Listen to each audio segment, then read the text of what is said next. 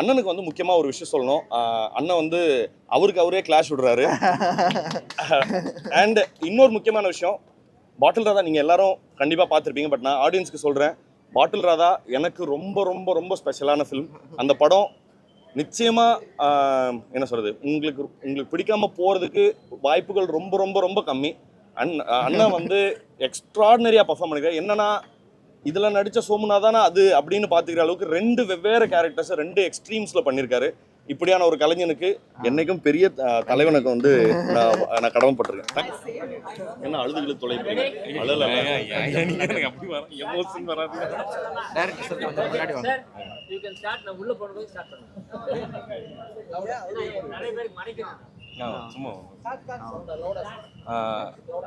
எல்லாருக்கும் வணக்கம். வந்திருக்கிற பத்திரிகை ஊடக நண்பர்கள் எல்லாத்துக்கும் வணக்கம். எல்லோரும் படம் பார்த்துட்டு விஷ் பண்ணது ரொம்ப ரொம்ப சந்தோஷம். நாளைக்கு January 24 படம் ரிலீஸ் ஆகுது. எல்லோரும் உங்கள் சப்போர்ட்டு கொடுங்க. தியேட்டரில் வந்து எல்லாம் பாருங்கள். குடும்பத்தோடு பார்க்குற மாதிரியான ஒரு என்டர்டெய்னிங்கான ஒரு படமாக இருக்கும்னு நாங்கள் வந்து நினைக்கிறோம். அப்படி ப்ரெசென்ட் பண்ணியிருக்கோம். தேங்க்யூ. ஐயா சார், நீங்கள் பேசுங்க, நீங்கள் ஆரம்பிங்க சார். பத்திரிகை ஊடக நண்பர்கள் அனைவருக்கும் நக்கலைட் சார்பாகவும் குடும்பத்தினர் சார்பாகவும் பத்திரிகை ஊடக நண்பர்கள் அனைவருக்கும் நக்கலைட் சார்பாகவும் குடும்ப உறுப்பினர்கள் அனைவரும் சார்பாகவும் இந்த திரைப்படத்தினுடைய திரைக்கதை வசன ஆசிரியர் என்கிற வகையில் என்னுடைய வணக்கங்களை நான் தெரிவிச்சுக்கிறேன். சரி, ஓகே, கொஞ்சம் ஃபார்மல் ஆகிட்டேன். ஒரு விருந்து போல் இந்த திரைப்படத்தை நாங்கள் உருவாக்கியிருக்கோம். நாளைக்கு காலையில் இந்த விருந்தை நாங்கள் தமிழக மக்கள் எல்லாருக்கும் படைக்க இருக்கோம். நீங்கள் எல்லோரும் உங்கள் குடும்பத்தோடு இந்த விருந்துக்கு வந்து கலந்துக்கணும். இந்த திரைப்படத்தை பார்த்து உங்களுடைய மேலான விமர்சனங்களை நீங்கள் தெரிவிக்கணும்னு நான் அன்போடு கேட்டுக்கிறேன். நன்றி.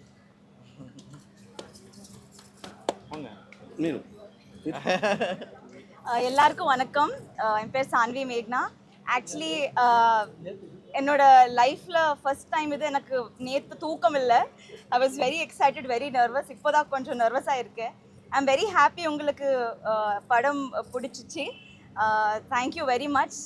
இன்னும் உங்களோட சப்போர்ட், உங்களோட பிளெஸ்ஸிங்ஸ் ரொம்ப முக்கியமான ஆஸ்பெக்ட் எங்களுக்கு. தேங்க்யூ, ரொம்ப நன்றி.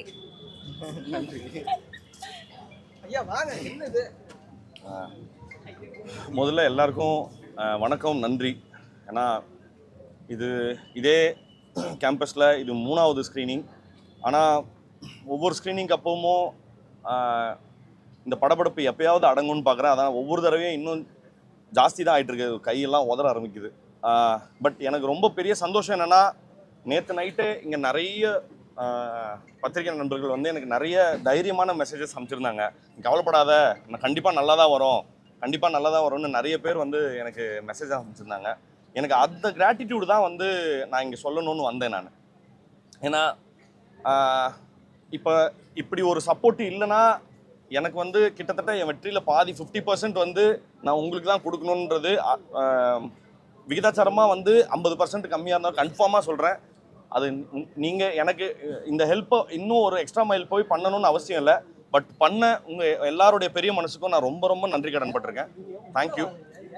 அண்ட் ஆல்சோ இந்த படம் பர்டிகுலராக பொறுத்த வரைக்கும், இந்த படத்தை இப்படி ஒரு ஸ்கிரிப்டை எழுதினதுக்காகவும் அதை டைரக்ட் பண்ண ஒத்துக்கிட்டதுக்காகவும் இவங்க 2 பேருக்கும், அண்ட் ஆல்சோ நக்கலைட்ஸ்னு ஒரு பெரிய குழுமத்துக்குள்ளே என்னை இன்க்ளூட் பண்ணதுக்காகவும், என்னை சகிச்சுக்கிட்டு என்னை பொறுத்துக்கிட்டு முக்கியமாக நிறைய சமயங்களில் வந்து யாராவன்ற லெவலுக்கான நிறைய விஷயங்களை வந்து நான் கொடுத்துருந்தாலும் அது எல்லாத்தையும் பொறுத்துக்கிட்டு ரொம்ப ஸ்வீட்டாக வாங்க உள்ள இல்லை ரொம்ப ஸ்வீட்டராக வந்து என் மாதிரி ஒரு பேனிக் மிஷினை வந்து ஹேண்டில் பண்ணதுக்காகவே வந்து இவருக்கு ரொம்ப ரொம்ப நன்றி.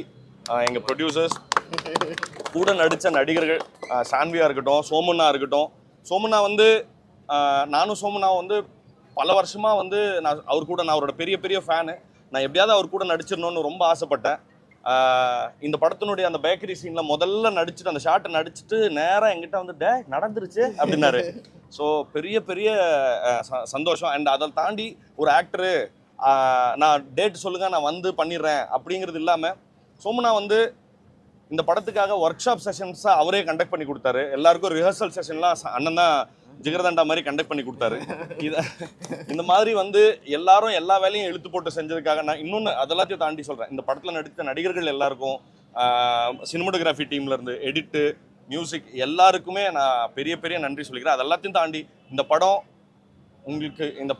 நேற்று வரைக்குமே வந்து எங்களுக்கு வந்து பெரிய ஜட்ஜ்மெண்டெல்லாம் நிறைய தடவை பார்த்துட்டோங்கிறதுனால எங்களுக்கு பெருசாக இந்த படம் ஸ்பெஷலாகவே ஃபீல் ஆகலை. பட் எல்லாத்தையும் படம் பார்த்துட்டு நீங்கள் வெளியே சிரிச்சுக்கிட்டே வர்றது பார்க்கும்போது தான் அப்பாடா அப்படின்னு சொல்லிட்டு, பொதுவாக ஏதாவது ஒரு ஃபோட்டோ போஸ்ட் பண்ணுவோம், அதை 4 பேர் கமெண்ட் பண்ணால் அந்த ஃபோட்டோ திருப்பி போய் பார்ப்போம், நல்ல ஃபோட்டோ தான் போட்டிருக்கோம் போலன்னு. அந்த மாதிரியான ஒரு ஃபீலிங் தான். ரொம்ப பெரிய சந்தோஷம், ரொம்ப பெரிய நன்றி. Thank you so much. ரொம்ப நன்றி. எல்லாருக்கும் வணக்கம். எல்லாருக்கும் ரொம்ப நன்றி. சாரி சொல்ல மாட்டேன். சொல்லுங்க. இல்லை ரொம்ப முக்கியமான மேட்டர் மறந்துட்டேன் அதுக்காக. இந்த படத்தை ப்ரொடியூசருக்கு நான் தேங்க் பண்ண மறந்துட்டேன். ஒன்று ரொம்ப முக்கியமான தப்பு சார், சாரி. அண்டு அண்ணனுக்கு வந்து முக்கியமாக ஒரு விஷயம் சொல்லணும். அண்ணன் வந்து அவரே கிளாஷ் விடுறாரு.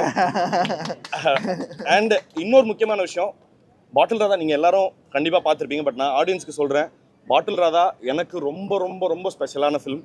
அந்த படம் நிச்சயமாக என்ன சொல்கிறது, உங்களுக்கு பிடிக்காமல் போகிறதுக்கு வாய்ப்புகள் ரொம்ப கம்மி. அண்ணன் வந்து எக்ஸ்ட்ராடினரியாக பர்ஃபார்ம் பண்ணிருக்காரு. என்னன்னா, இதில் நடித்த சோமுனாதானா அது அப்படின்னு பார்த்துக்கிற அளவுக்கு 2 வெவ்வேறு கேரக்டர்ஸை 2 எக்ஸ்ட்ரீம்ஸில் பண்ணியிருக்காரு. இப்படியான ஒரு கலைஞனுக்கு என்னைக்கும் பெரிய தலைவனுக்கு வந்து நான் கடமைப்பட்டிருக்கேன். தேங்க்யூ. நன்றி, ரொம்ப நன்றி. எனக்கு வந்துச்சுன்னாமே பெரிய சந்தோஷம் தான். இல்ல இந்த படம் அதுக்கான ஆடியன்ஸை கண்டிப்பா தேர்ந்தெடுத்துக்கும், அதுல ஒரு நம்பிக்கை இருக்கு. பட் ஆனா இந்த படமும் அப்படிதான். இதை வாழ்த்தணும் இல்லைங்க. அதாவது ஒரு படத்துல அவருக்கு ஹீரோவா நடிக்கிற படத்துல இன்னொருத்தர் ஹீரோவா சேர்ந்து நடிச்சிருக்கிறாரு. இந்த படம் ஓடணும்னு அதை வந்து ஒரு பப்ளிக்கா ஒரு மீடியா முன்னாடி சொல்றதுக்காக ஒரு நன்றி அண்ட் கைத்தட்டல். எல்லாருக்கும் நன்றி. இப்போ வந்து எப்படி சொல்றது, குடும்பஸ்தன். இப்போ நான் நடிச்சிருக்கிறேன், நானும் ஒரு குடும்பஸ்தன் தான். டைரக்டர் எடுத்திருக்கிறாரு, அவரும் ஒரு குடும்பஸ்தன் தான். ப்ரொடியூசர் தயாரிச்சிருக்காரு, அவரும் குடும்பஸ்தன் தான். நீங்களாம் வந்திருக்கிறீங்க. ஸோ இப்போ இந்த நாட்டை ஓட்டுறதே குடும்பஸ்தன் தான். எல்லாரும் சொல்லுவாங்க பவர் நிறையா இருந்தால் கூட நாடு நல்லா இருக்கும், பவர் பிளான்ட்லாம் சொல்லுவாங்க. ஆனால் அங்கே வேலை பார்க்குறது யாரு? ஒரு குடும்பஸ்தன். ஸோ குடும்பஸ்தன் தான் நாட்டை முன்னாடி கொண்டு போயிட்டு இருக்கிறாங்க. Pushing factors. எல்லாருக்கும் அவங்க குடும்பம் நல்லா இருக்கணும்னு நினைப்பாங்கல்ல. ஸோ அது மாதிரி ஒரு குடும்பத்தில் நடக்கிற ஒரு கலகலப்பான, எல்லாருக்கும் ரிலேட் பண்ணிக்கக்கூடிய கேரக்டரில் தான் நான் நடிச்சிருக்கிறேன். இந்த இடத்துல நான் மீண்டும் சொல்லிக்கிறேன், பாட்டில் ராதாவும் குடும்பஸ்தன் தான். நன்றி. தேங்க்ஸ். தேங்க்யூ. டேரக்டர் சார்,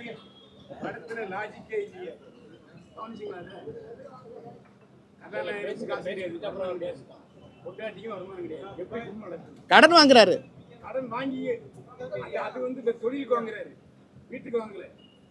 என்னதான் தொழிலுக்கு வாங்கினாலும் கையில பிச்சை காசு இருக்குல்ல, அதை வச்சு குடும்பம் நடத்தலாமே. அது கிடையாது, அது இல்ல. அந்த அம்மா வந்து ஐஏஎஸ் எழுதுறாங்க, அவங்க சஸ்டெயின் பண்றதுக்கு ஒரு வாழ்க்கையில ஒரு வேலை தேடிக்கலாம்ல சார். அதான் சார், இந்த கதையே வந்து அந்த ஒரு 10 மாதம் அவங்க ப்ரெக்னெண்ட்டாக இருந்ததுலேருந்து குழந்தை பிறக்கிற வரைக்கும் இருக்கிற 10 மாதம் தான். அதுக்குள்ளே இருக்கிற சாகசங்கள் தான் நாங்கள் அதை எடுத்துக்கிட்டது. அதில் நீ உண்மையாலுமே என்னென்னா, இது வந்து எங்கள் பல பேர்த்து லைஃப்பில் நடந்தது தான். காசே இல்லை, உண்மையாலுமே காசே இல்லாத சூழலில் எப்படி லைஃப்பை ரன் பண்ணிட்டு இருந்தோங்கிறது தான் அதுக்குள்ளே இருக்க சாகசமே. கடன் வாங்குறது, அங்கேருந்து சுற்றி கொடுக்குறது, ஒரு 6 மாதம் தொழில் பண்ணுறது, அது கொஞ்சம் நல்லா போகிறது, அப்புறம் இது வர்றது. அது மாதிரி நாங்கள் வந்து இது உண்மையாக லைஃப்பில் இருக்கிறதோட எக்ஸ்பிரஷன் தான் நாங்கள் பண்ணியிருக்கோம். லைஃபுக்கு வந்து அதாவது நீங்கள் சொல்கிற மாதிரி நாங்கள் லைஃபையே ரெஃப்ளெக்ட் பண்ணியிருக்கிறதுனால லைஃபுக்கு வந்து லாஜிக்கே இல்லைங்கிற மாதிரி இந்த இடத்துக்கு வந்து அதே தான் சார் நான் சொல்ல வரணும்னு நினைக்கிறது. இல்லைண்ணா என்னன்னா சொல்லு. இல்லை சார் நீங்கள் சொல்லுங்கள். ஆக்சுவலாக கதாநாயகம் ஒரு வேலைக்கு போயிட்டு இருந்தா, அந்த வேலையிலிருந்து அந்த வேலை அவனுக்கு போயிடுச்சு. அதுக்கப்புறம் அவன் வேலை தேடி அலைகிறான். அதுக்கான காட்சிகள் படத்தில் இருக்குது.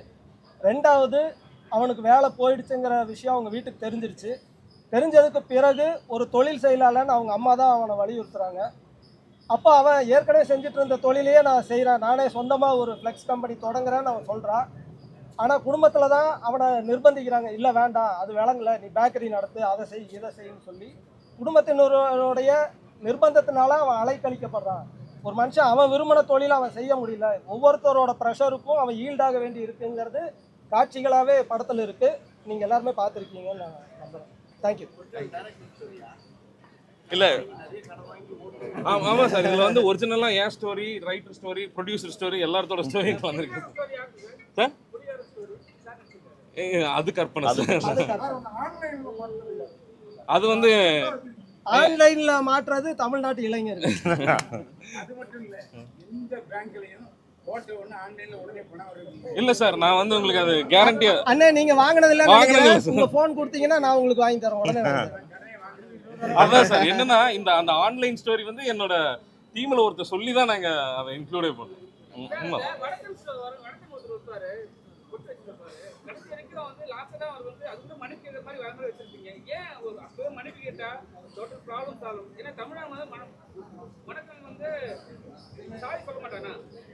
சார் இல்ல சார், அப்படி இல்லை சார். அதாவது தப்பு செஞ்ச தப்புக்கு சாரி சொல்றதாரு படத்தோட கிரக்ஸே மாதிரி.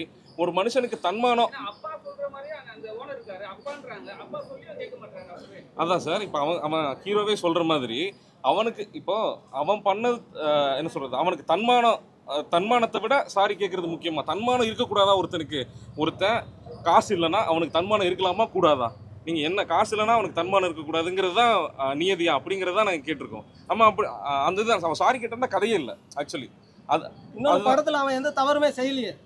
இன்னொருத்தர் செஞ்ச தவறுக்கு ஒரு தொழிலாளிய வேலை கொடுத்துருக்கேன் அப்படிங்கறதுக்காக ஒரு கிளையண்ட் அடிக்கிறதுக்கு எந்த உரிமையும் இல்லை இல்லையா? அதை தான் அவர் கேட்குறாரு. ஆமாங்க, நண்பன் தான் தொழிலாளியாகவும் இருக்கான்ல, நண்பன் தானே சக தொழிலாளியாகவும் நண்பன் தானே இருக்கான். அதாவது 3% கொடுக்கலனால பணத்தை அந்த 1 லட்ச ரூபாய் வச்சுக்கிட்டு இன்னொரு சந்தர்ப்பத்தில் அவனை பழி வாங்குற மாதிரி இருந்தா இன்னும் சூப்பரா இருக்கும். இது பழி வாங்குற படம் இல்லை முதல்ல. ஏன்னா பணங்கிறது கிடைக்கும். அதை விட்டுருங்க, ஒரு அமௌண்ட் வந்துருச்சு. ஆமாங்க, ஏற்கனவே புறப்பேர் நம்பால ஒரு இது இருக்கு. நம்ம வீட்டு நிலத்தை இன்னொருத்தனுக்கு விற்கிறப்போ எக்ஸ்ட்ராவா பணம் எக்கச்சக்கமா கமிஷன் கேட்குறாங்கன்னு நீங்க உங்க படத்துல அது ஏதோ சப்போர்ட் முதல்ல இல்லை அவங்க ஒரு கோடீஸ்வரருக்கு தான் அவங்க சர்வீஸ் பண்றாங்க. அதுக்கு எவ்வளோ கமிஷன் வருங்கிறத அந்த டீலிங் பேசும்போதே கதாநாயகன் வந்து அதை சொல்லிடுறாரு. அவரும் அதை சம்மதிச்சு தான் அவங்க இல்லை அந்த புரோக்கரேஜுக்கு உண்டான வேலையுமே அவன் செய்கிறான். ஓகேவா? அதான் சொல்கிறேன், அதுக்குண்டான நியாயமான ஊதியம் கிடைக்கணுன்றது தான் இதுவாக இருக்க தவிர்த்து அவன் எக்ஸ்ட்ராவாக எனக்கு டிமாண்ட் பண்ணல. இல்ல சார், அதான் சார் எனக்கு நான் கேட்ட வேலை நியாயமான கூலி தானே. வேலை செஞ்சது அவன் பிச்சை கேட்கல, செஞ்ச வேலைக்கு சம்பளம் தான் கேட்கறாங்கிற மாதிரி தான். இன்னொன்று அந்த கேரக்டர் என்னன்னா அவனோட தன்மானத்துக்கு சுருக்குன்னு ஏதாவது பட்டுருச்சுன்னா உடனே ரியாக்ட் பண்ணக்கூடிய ஒரு ஆள் தான். அவன் யோசிக்கிறதுக்கு ரொம்ப நேரம் எடுத்துக்கிறது இல்லை. அதுதான் முதல் காட்சியிலேயே அவனோட ரெஜிஸ்ட்ரார் ஆஃபீஸ் காட்சியிலேயே 2 வார்த்தை நெகட்டிவாக கேட்ட உடனே நீ கல்யாணம் பண்ணி வைக்கிறதா இருந்தா எனக்கு இந்த கல்யாணமே வேணாம் அப்படிங்கிறத சொல்றது.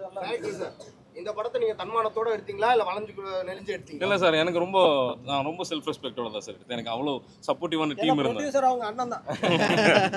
அண்ணன்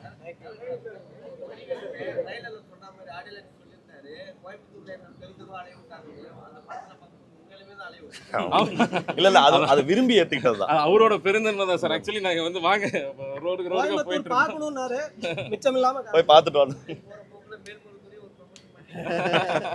இல்ல சார், அப்படி இல்ல. நாங்க கோயம்புத்தூர்ல என்னன்னா நாங்க நக்கலைட்ஸ்ல பண்ணதே தான் இங்க பண்ணாங்க. வந்து கோயம்புத்தூரையே ஒரு செட்டா பயன்படுத்திக்கணும் அப்படிங்கறது. பல வீடுகள்ல ஓம் சக்தி பக்தைகள் அம்மாக்கள் சகோதரிகள் இருக்காங்க இல்லையா?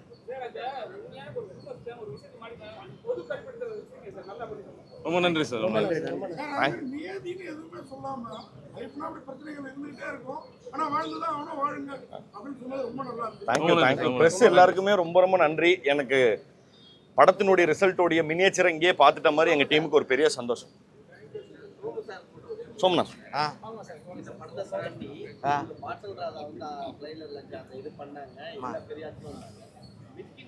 இந்த வலைத்தளங்கள்ல எல்லா இடத்துலயும்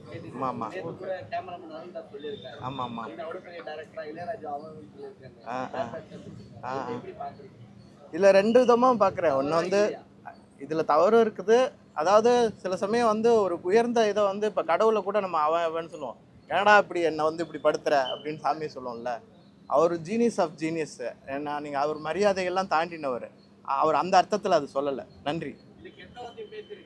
கெட்ட வார்த்தை பேசுறது அதுக்கு நான் வந்து பாருங்க, அதுக்கு நான் சப்போர்ட் பண்ணல. நான் என்ன சொல்றேன், இளையராஜா பற்றி சொல்லும் போது அவர் வந்து ஜீனியஸ் ஆஃப் ஜீனியஸ். சில சமயம் வந்து பயங்கரமான ஒரு வேலை பார்த்துட்டு அவர் எவ்வளோ பெரிய ஆளாக இருந்தால் என்னடா இப்படி பண்ணிட்டியடான்னு ஒரு இது பண்ணுவோம்ல, அந்த டாவுக்கும் அந்த இவனுக்கும் மரியாதை குறவில்லை, வேற மாதிரியான மீனிங். தேங்க்யூ. இல்லை இல்லை அப்படியெல்லாம் இல்லை, அப்படியெல்லாம் இல்லை, அப்படியெல்லாம் எதுவும் இல்லை. தேங்க்யூ. ரொம்ப நன்றி சார், எல்லாருக்கும் ரொம்ப நன்றி. தேங்க்யூ.